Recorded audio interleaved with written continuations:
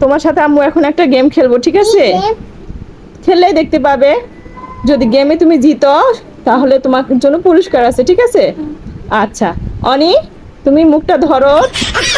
হ্যাঁ, এবার মুখটা টান দিয়ে ধরে রাখো, আস্তে ধরেও যাতে ব্যথা না পায়। বলো।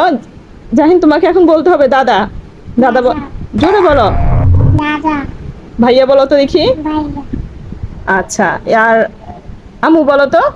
হুম। বাবা বলো তো। বাবা। আহ, নানু বলো তো। নানু। দাদু বলো। দাদু। দাদু।